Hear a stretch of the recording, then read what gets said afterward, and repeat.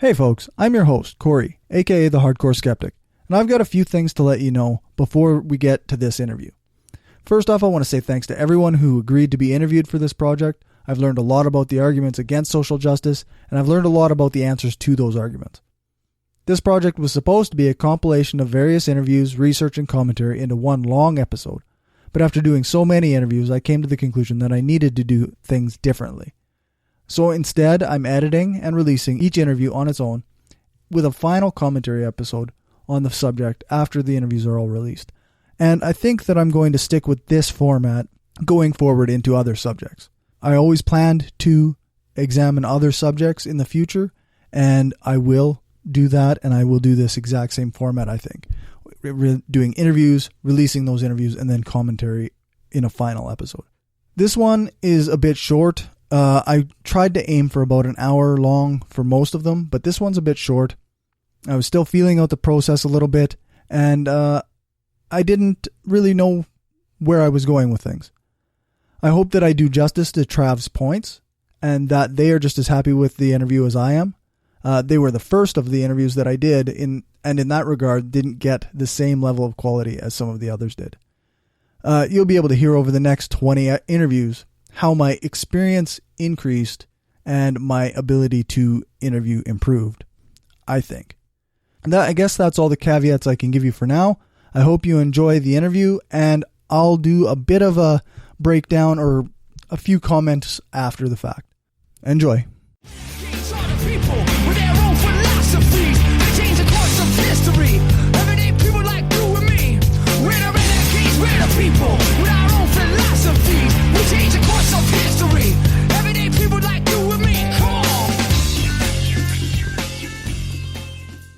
My name is Trav Mamone. I am the host of the By Any Means podcast and the co-host of the By Skeptical podcast.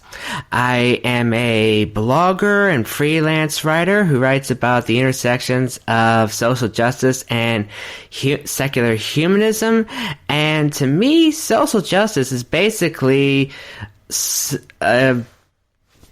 human rights, To me, social justice includes, racial justice, women's rights, LGBTQ rights, disability rights. And so, I basically always believed in human rights, and so that's why I don't know if I should call myself social justice warrior. I mean, I call myself that just for shits and giggles, but to a lot of people, social justice warrior is like, basically a left-wing troll. It's like, well, no, I don't really troll people. I'm actually trying to engage in conversations. So if you want to call me a social justice warrior, you can, but if you want, I personally consider myself a humanist.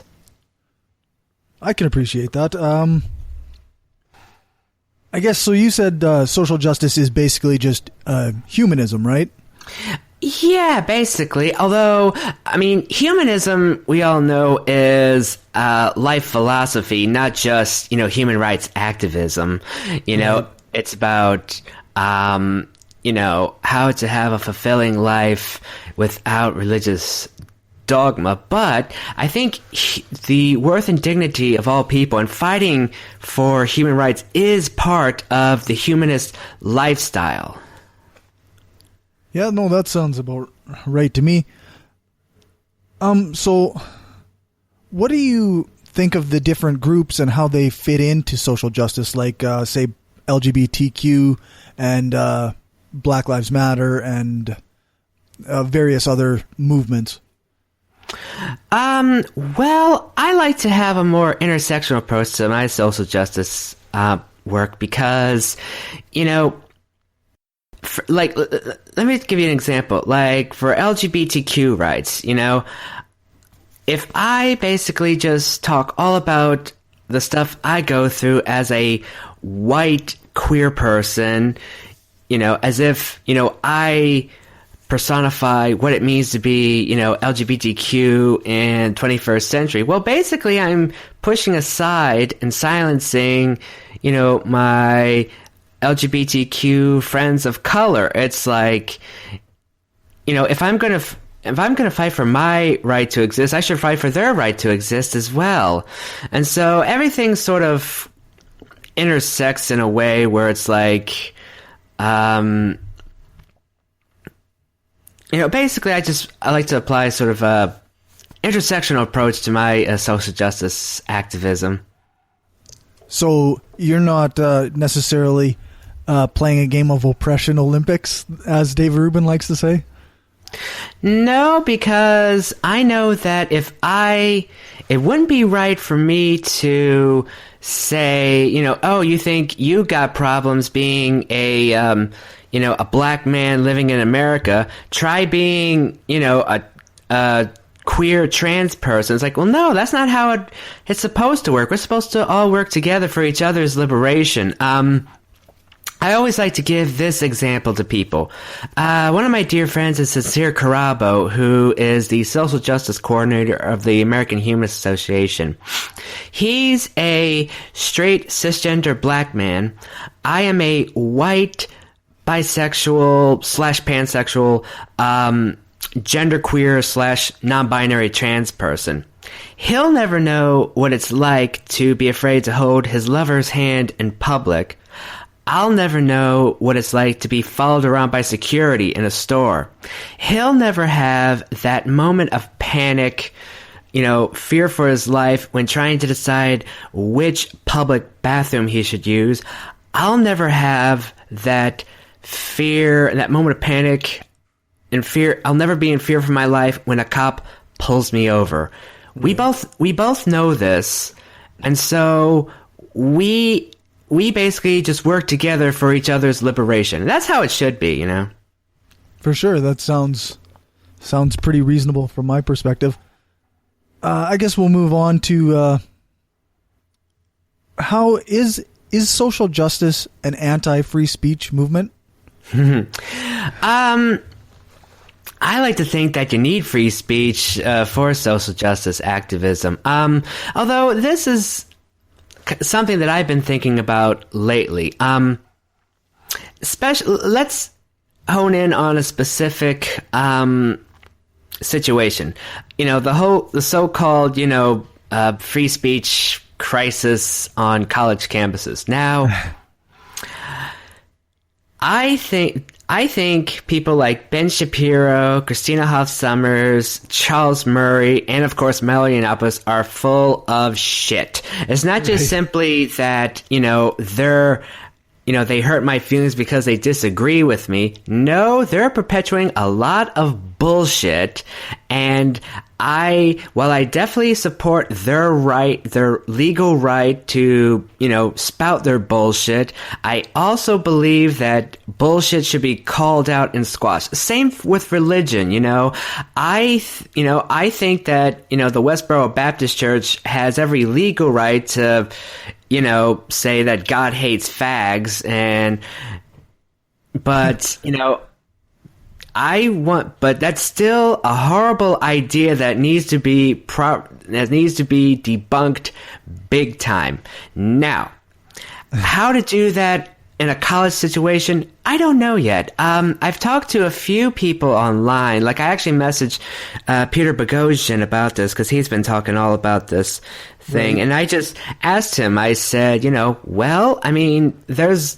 if someone's speaking at a college campus and, they're saying things that have been proven to be false, like, for example, I think Ben Shapiro says that being transgender is a mental illness, even though all the science says that's not true. So, how do you combat that, in a place of higher learning? And Peter said that, you protest outside or you set up a sort of companion talk at the same time Ben's doing his talk. It's like, okay, Ben's over here spouting his shit, but then like a sort of resisting group would meet in another part and say, okay, here's why Ben's wrong. It sounds great on paper, but I don't know how it is. I don't know if it's how well it's done in practice. So I'm still learning, Yeah, just I guess my bias, as you may have noticed, is I'm very left. I'm part of the social justice thing, as far as I can tell. I try to be anyway. Right. And I don't know that it seems like these problematic ideas are very, very popular. And just having a counter talk at the same time, it seems like, okay, so then you've got Ben Shapiro on one side with a packed hall and nobody to protest against him, and you've got say a trans activist talking in another hall, and they like, it seems like Ben Shapiro would probably still get all the media attention or all the attention when, it should be focused on the counterbalance, but it doesn't work that way, right?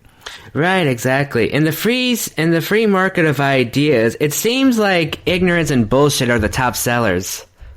Yeah, that's right. Yeah. So have you heard of anybody complaining about social justice being totalitarian or authoritarian in any other ways other than free speech? Well, there's a lot of controversy about what's known as call-out culture, where I can see it because there are certain individuals who, if you've ever said or done a problematic thing in the past, even if you have since moved on, learned your lesson, apologized, and are taking steps to not do it again, they still see it as, marked in your permanent record. So that, I think, is a little bit, that I can see, I mean, I can't really say much because there are times when, I've been called out on something and my first reaction was to be totally defensive and say, oh, you just hate me because I'm white or I'm red as male and this and that, until then, after giving myself some space, I look back and go, oh, wait, I did fuck up. Never mind. Yeah, actually, I've noticed that you in particular are one of the more willing people I know to admit when they fuck up. I find myself that I will often get defensive in the moment and then learn later. Yes, exactly. And I have even more trouble when it's somebody I consider a friend that's being called out. Like, then I get, it's almost like I get extra defensive. Oh, yes, absolutely. Not necessarily the right way to do things, obviously, but... Yeah, pretty much. Are safe spaces something that is an issue for, or as you see them? Well, it depends on what we mean by a safe space. Like, to me, a safe space means, like, say, a campus LGBTQ support group. I definitely think in that situation it is not a good idea to invite a right-wing conservative Christian anti-gay pastor to come in and tell everybody that they're going to hell. Neither do I think that's a great place to say, oh, you're not really trans, you're just confused. You're not really bi, you're just confused. That shit will not fly. It would be, I mean, if we had like a campus atheist group, you wouldn't want to, deliberately invite Christians to come into the group and tell us all we're going to hell. So, that to me is what a safe space should be. Right. Now, there is the whole thing about whether or not making the entire campus a safe space. I think if making the entire campus a safe space means, coming down on, having a zero tolerance policy for sexual harassment, sexual assault,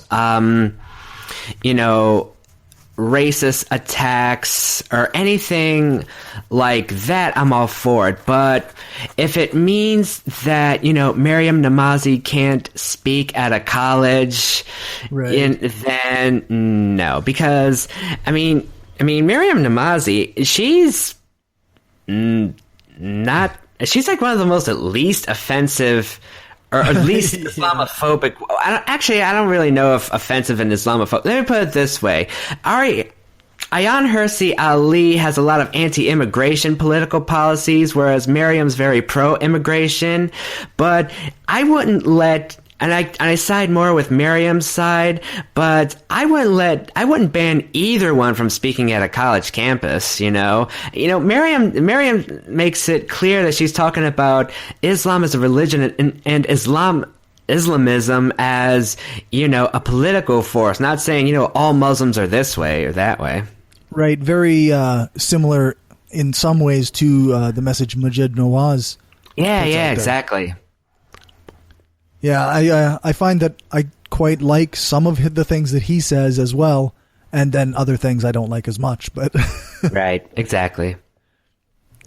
Yeah, so I guess something that a lot of people bring up with the not letting people speak on college campuses is like no platforming, and you mentioned Ayaan Hirsi Ali. She has at a college in Canada been no platform. She was going to get an honorary degree, and they pulled that honorary degree due to protests by students. I'm just curious what you think of that. As far as no platforming in general, well, it's sort of tricky. I actually had an episode of the Bi Skeptical podcast where I talked to Andrew Torres about the whole thing. We mentioned that, no platforming came from England to keep, white nationalists and Islamists from speaking on college campuses to recruit people. But as Andrew pointed out, they don't have the First Amendment over there like we do.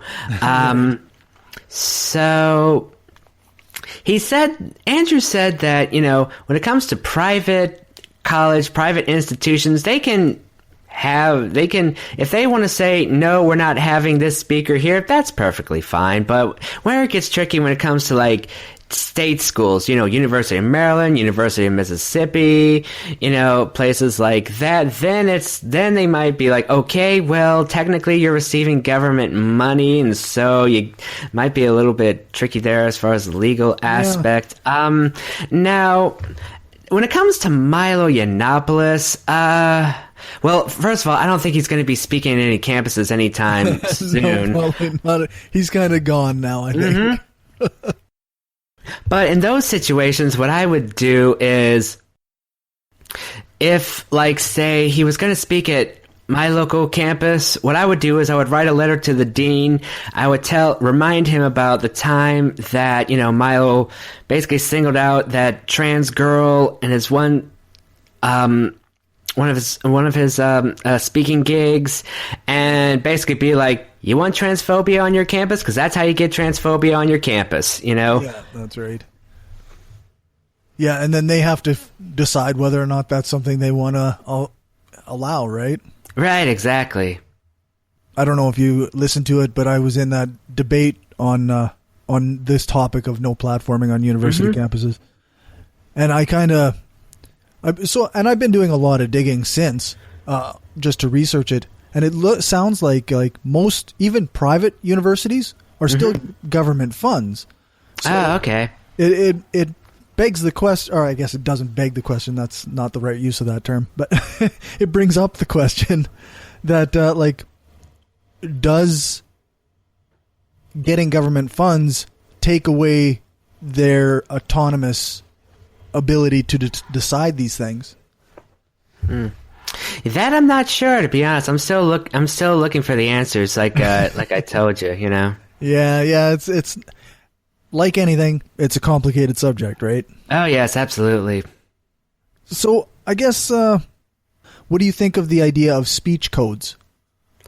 I don't really know too much about speech codes. I personally kind of believe in those situations sort of make things less socially acceptable rather than legislating things. Let me put it this way. I wrote an article for Everyday Feminism about a month ago called 9 Things Not to Say to a Non-Binary Person. It wasn't meant to say, ban these, problematic questions or phrases. I'm just basically explaining, that it's not cool to ask a non-binary person whether or not they're going to have the surgery, or any trans person for that matter, make things less socially acceptable. Although I haven't really looked into the ins and outs of speech codes. I know that ACLU did an article saying that they're against speech codes and says, instead, here's what you do to fight racism and sexism and homophobia and transphobia on campus. Right. I just skimmed the article. I haven't actually read the entire thing. Yeah, I read that article and it made me do a bit of a little bit deeper look at the whole concept of speech codes, and it came out, the original concept seems to have come from that same European idea, or in Great Britain or the United Kingdom, as no platforming. Right. And it seems like, I mean, I read up on a FIRE. I don't know if you know that website, fire.org or whatever. No, I don't. They're a free speech advocate website. They track all the no platforming and all the university campuses that do speech codes. Mm-hmm. They actually said that in the last few years, there's been a stark decline in the number of campuses that have speech codes on them. Okay. So I guess, what do you think about the people who take issue and spend time pointing out the problems in social justice movements? Sometimes they're legitimate, but most of the times I think it's basically just, whining, to be honest, It's like, I don't know, it seems like a lot of what I like to call free speech warriors, I use the phrase free speech warriors to mean those who advocate for free speech, but once you really listen to them, it's obvious they only want certain ideas exchanged in the free market in the free exchange of ideas. I'm talking about people like Dave Rubin, who at one point will like, oh, I love free speech, so that's why I'll have all these controversial right-wingers on our show. But then like MTV did a video called New Year's Resolutions for White People, which basically just said, hey, white people, let's stop being complacent with racism. And Dave was like, oh! It's like, what happened to the free exchange of ideas? Yeah, that's right. Here's just an idea that you just disagree with. Right, exactly. Yeah, I have found similar things. Like, it seems very much like, oh, but we just don't want to be told what we can and can't say. Right, exactly. So is there a broad or like overarching social justice movement, or is it just a compilation of a bunch of different movements? I think it's a compilation of different movements, and hopefully if people are doing it right, they all work together for each other's liberation, Kind of like the American Human Association, we have the three sort of subgroups, Black Humanist Alliance, Feminist Humanist Alliance, and the LGBTQ Humanist Alliance.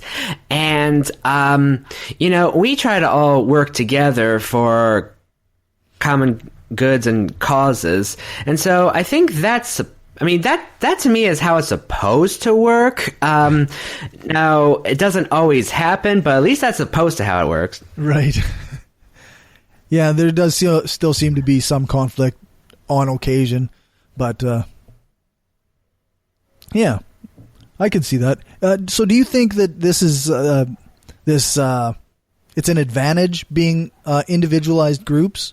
Or would it be better if it was more organized as almost a monolith? Well, that kind of sounds a lot like the why do we need labels argument, Right. Especially like a lot of like when the social justice initiative for AHA started last year with the Black Humanist Alliance, the Feminist Humanist Alliance, and LGBTQ Humanist Alliance. People thought that, the AHA was being divisive.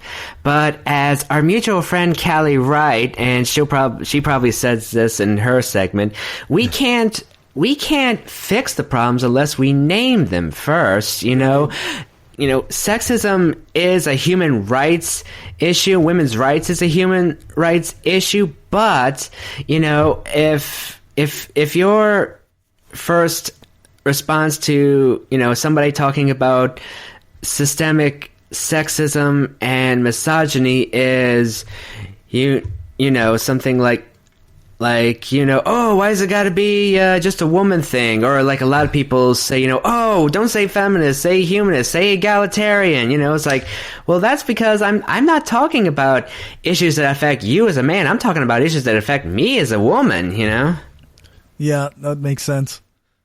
So I guess just to take a look at individual groups, what do you think of say feminism and some of the backlash that has gotten? Well, I think basically it's, a lot of people say that, third wave feminism is like, we were fine in second wave feminism, but then it went to third wave feminism. Now it all went to hell. It's like, well, I don't think third wave feminism or any branch of feminism is like, a list of stagnant beliefs. Right. The first, second, and third wave, they basically call it that to mark time periods, not like, a whole dogma or 10 commandments or anything like that. So, and they always paint like all feminists with the same brush, oh, if you're a feminist, then, oh, you must mean you hate men. It's like, no, I don't hate men. I mean, I'm not going to, cater to their feelings or anything like that. I'm not going to say, oh, don't worry, you're one of the good ones. No, I'm not going to do that either, but I'm not also going to say, kill all men at the same time. So, I don't know. I just feel like there's so much, broad, brushing, broad brush painting of, feminism and feminist issues that it's literally hard to have a conversation with some people about it. You say the word feminist and they automatically shut you off. Like, I know everything that's going to come out of your mouth. It doesn't matter how many statistics you present to me, how many facts you show me. You've already basically demonstrated I know everything I need to know about you and your positions just for saying that you're a feminist. Yeah. I actually honestly don't really know the difference between third wave feminism and second wave feminism. I guess I haven't been immersed in the whole feminist movement very much, I guess, but do you know, like you said, it's just about time periods. Is there any kind of philosophic difference between them? Well, I know that first wave, was, the women's suffrage movement. Then you had the second wave in the 70s. That came about with, let's see here, fighting sexism and stuff. And then third wave is basically just, I think it started in the 90s or something like that. I do know that with each wave of feminism and each sort of decade, we kind of start discovering more issues that affect women, not just, white straight women, but, LGBTQ women, trans women, women of color, disabled women. And so, I think that if feminism wants to survive, it has to keep acknowledging that, being a woman isn't a... women aren't monoliths, femmes aren't monoliths, right. I know there was a lot of controversy surrounding the women's marches around the world for the pussy hats, and a lot of trans women are like, well, wait a minute, I don't have a vagina, so does this mean I'm not included, Right, kind of, yeah, it's not as inclusive as it could be, hey? Right, yeah. That's interesting. I mean, I'm a cis white straight dude, so it's I have to learn these things from other sources. I don't have these same experiences at all. So right, exactly. It's good to hear these things. I suppose, what about, say, Black Lives Matter and the backlash against that? What are your thoughts on those? I think, you know what? I think a lot of the backlash against both Black Lives Matter and feminism all come from the same idea. You know, okay, we needed, you know, the civil rights movement and, you know, women's liberation back in the 60s and the 70s when times were really bad, but things have improved since then, and so we should all just, you know, get over it. It's like, well, wait a minute. No. We still have problems to this day. You know, like Black Lives Matter basically came about because, you know, we stopped talking about police violence against black people, you know, killing of unarmed black people in America, you know. And then, of course, it's also similar to, you know, people don't like the phrases Black Lives Matter for the same reason they don't like the phrase feminism, because it talks about a specific group. You know, they say, oh, you should call yourselves All Lives Matter, or you should be an egalitarian. Well, like I said earlier, we can't fix problems in society unless we name them first. And so, you know, Black Lives Matter doesn't mean only Black Lives Matter and you know, fuck everyone else. Neither does feminism mean, you know, only women matter and so screw everyone else. Is saying, hey, here it is. It's 2017, yet we're still talking about this stuff, you know? Now, I will say this. In every group, you will have your nut jobs. Like, I remember reading somewhere, some member of the Toronto branch of the Black Lives Matter movement said something about kill whitey, or that, you know, white people were, you know, genetically inferior. And I'm like, okay, yeah, that is kind of weird. But, you know, one or two people does not represent the entire group, you know? Right. Yeah, it's too often, I think, that an example like that is used to shut down the entire group and like to just disregard the entire group. Right, exactly. So, okay, there hasn't seemed, maybe I'm missing it, but there hasn't seemed to be the same backlash against LGBTQ progress as there has been against, say, feminism or Black Lives Matter or racial progress. Do you have maybe a theory as to why that might be? I don't know, really. A lot of the major progresses in LGBTQ rights have only happened in the last couple of years. I mean, it was only just 2 years ago that marriage equality was legalized in all 50 states, you know, and true. So I think people knew that it was a much bigger issue then, and so there wasn't really like, you know, oh, we settled that in the 70s, so, you know, you're perfectly free now in America, you know. And like nowadays, when people are now starting to talk about trans issues, you know, I mean, you know, that's something we're still, it's, you know, the trans, you know, mainstream recognition of transgender people is just now starting, right? So there's not that whole, you know, oh, we discussed that and we fixed that long time ago. You know, we don't need the LGBTQ rights movement. Give it another 15 years. Anymore. Right, exactly. Yeah. Yeah. There's no more homophobia. Right, exactly. Yeah. So I guess just to close, is there anything that you wish people could realize about social justice that they seem to be missing? What I would say, you know, oh wow, that is a good question. Oh wow, stumped me on this one.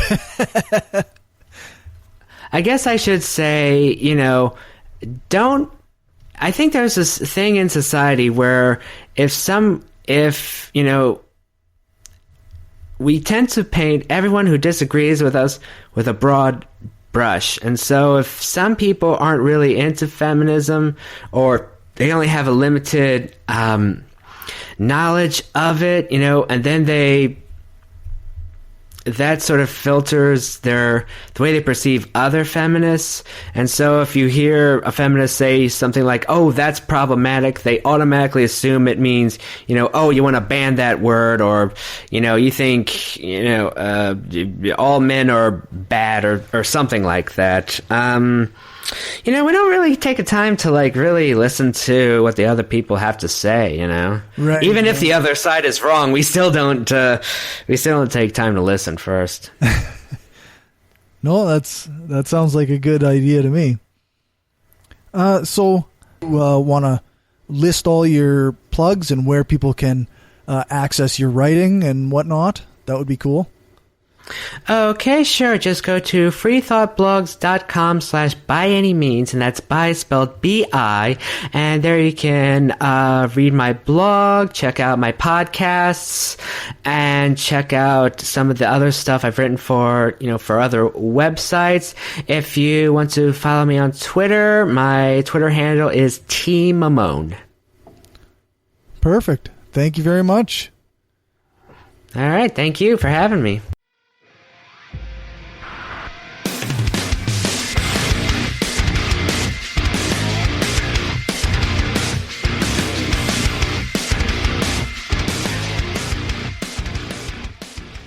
Okay, so I guess I just finished editing and listening to this interview with Trav Mamone, and I'm just wondering, what to say. I should have some commentary after the fact, and I took some notes while I was listening, and it turns out that I basically agree with everything that they said. I look at the points about human rights versus humanism, It makes sense to me that human rights or social justice is part of humanism, but there seems to be some pushback against that. Lots of people seem to think that that's not an accurate way to look at it, but which I cover in a later interview a bit better with Sincere Carabo, and that's near the end of the series, but that will be coming out eventually. I like Trav made a point about intersectionality, and I quite like the way they look at intersectionality.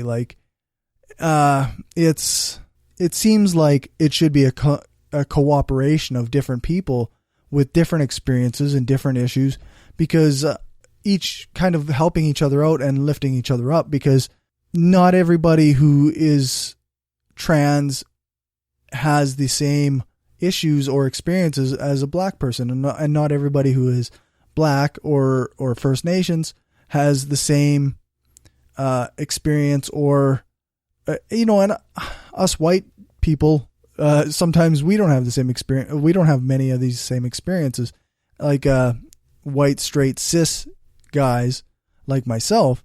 I have to learn about all this stuff after the fact from other people who are going through it or who deal with it. And I have to take not just what they say at face value, which is valid. It's fair to take somebody's experiences at face value at the way they view them. Even if you don't necessarily subscribe to the same mentality or same ideas as they do, their experience is what it is, and you have no way to rationally dismiss that. So it seems to me that this idea that intersectionality is a helpful tool for everybody to recognize that they have different experiences but can still work together on broader social justice views, or can help each other with each other's issues. It makes perfect sense to me. I will, as time goes on, I will have interviews where this gets addressed, and hopefully it clears things up for people. The college campus stuff, I mean, like I said in the interview with Trav, I did an interview, or I did a debate on no platforming. I don't consider that a free speech issue at all. In schools have in my opinion, they have to make these calls. They have to decide what's best for the school. And sometimes what's best for the school is not having a particular speaker speak there. So to me, it just makes sense that they can make these calls. And if they happen to cave to student pressure, you may disagree with the way the students behave. You may disagree with the protests against certain speakers, and you may disagree with them pressuring schools into changing or disinviting or changing their minds. But the school themselves has no choice but to be able to make those calls on their own. They have to be able to do that. It makes no sense to think that a school is obligated to have a speaker there just because somebody invited them. To go further, the idea that counter protests or no, that we shouldn't protest certain people, the idea that Peter Boghossian kind of told to Trav, I totally disagree with the idea that, oh, we'll just have your own talk at on campus as well, and both people will attract the audiences that they attract and whatnot. And I think that's completely ridiculous as well. I think that the only really good, effective way to let these people know that what they're saying is something that is as at issue, then is by protesting or actively being in their talk and making yourself heard in the question period. I'm not saying you should physically accost people, and I'm not saying you should interrupt the talk per se, but if there is a talk that is going to be happening by somebody, say, like Ben Shapiro or Milo Yiannopoulos, then you should be able to go in there and during the question time, make a point, or you can protest outside. I fully advocate, I fully endorse outside protesting. And many people who are what you might consider free speech warriors, they also advocate for that. But that was the point that Peter Boghossian told to Trav, was that they should have their own talk on the other side of campus or whatever. And it seems like Trav said, it seems like it works on paper, but it doesn't work in practice. But anyway, so something else that Trav kind of put together that I took away from the interview was the idea that telling somebody don't say that, or that is a problematic thing to say, or that's racist, or like it gets people on defense. It really does. But it's not the same as saying you cannot say that under penalty of law. It's a different thing. And you can choose to disregard the person who's telling you that what you're saying is problematic. You're not obligated to listen to the person who takes issue with your words. And that's freedom. That's freedom of speech. And quite often we get this idea that people are shutting down speech when they tell you that what you're saying is bad, or when they tell you that what you're saying is problematic. And it seems silly to me to take that as an affront to free speech. Like, you can just choose to disregard that person. You have the full legal freedom to disregard what that person said and go on with your life.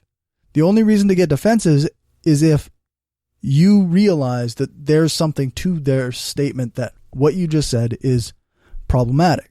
And that's and that's a whole other issue. I can't really get into it, I guess. I don't have the expertise. But like, I'm just shooting from the hip here. I did appreciate, like Trav mentioned, call out culture, and there is some issue with that. Like later on in the interviews, Callie mentions that there's a toxicity issue within call out culture, and I can quite appreciate that. Not everything in the world can be called out, and not everything needs to be called out. Sometimes you just ignore things that you don't like, and that's fine. I quite like what Trav said about the feminist movement being mainly from different time periods. I myself haven't had any luck discovering any philosophic differences between first, second, and third wave feminism. that is set in stone. Like there is no set in stone feminist philosophy that I can tell. Though I will learn that more when I re-listen back to some of my other episodes or interviews, and I hope that I can perhaps examine feminism on a deeper level sometime in the future. I really think that it's two last things I want to talk about before I start editing this and getting it ready to put out. Trav mentioned something when I asked them about what they thought they wished people would realize about social justice. And I think this is something that that many people seem to be having issues with, and that's listening. Listening instead of speaking. And that's part of what I'm doing here, is like I'm trying to learn to listen. And maybe when we listen, we can learn more. And learn a little bit about people who are different than us and different perspectives. And I kind of think that that's something that everybody should be doing anyway. And I really appreciate Trav for mentioning that. And also, and the last point was that you can't fix issues that you don't name. And that is at the root of much of this social justice. And quite often the reaction to social justice is rooted in this kind of idea that the more we talk about these issues, the more we bring them up, the worse they are. And the more we divide each other when we talk about race or gender or sexual preference or sexual orientation or whatever, like when we talk about these identities, as they say, then we're dividing ourselves. And as Trav pointed out, that's an issue in itself. Like you can't fix things if you can't call them what they are. You can, I find that often some of these criticisms have been repeated in history. These kinds of things were said in the civil rights movement, and these kinds of things were said about early movements of feminism, and it strikes me as just dodging the issue. I'm not entirely sure I'm not sure that that's what's happening, but that's how it strikes me. So with that said, Trav mentioned that you can find their blog at freethoughtblogs.com/byanymeans for blog entries, podcast episodes, so on and so forth. If you follow Trav on Twitter, it's at T Mamone, I think. Yeah, it's at T Mamone. So with that said, that's the end of the episode. I hope that you enjoyed it. There's much more to come. I have, like I said, 20 interviews or more completed. I still have a couple people that I should probably reschedule with, though I'm at the point of near exhaustion with this topic. I feel like without doing deep dives on specific issues, then it's going to be very tough for me to really analyze this any further. Spreaker.com/the Hardcore Skeptic Examines, Patreon.com/Hardcore Skeptic. You can find me at Hardcore Skeptic on Twitter or the Hardcore Skeptic Facebook page. You can contact me at mail@brainstormblog.net. Don't forget to check out my other show, Brainstorm Podcast. And don't forget to follow my new show with my friend Destin. It's going to be called Positively Skeptical. I hope to talk to you soon. And as always, remember, the truth matters.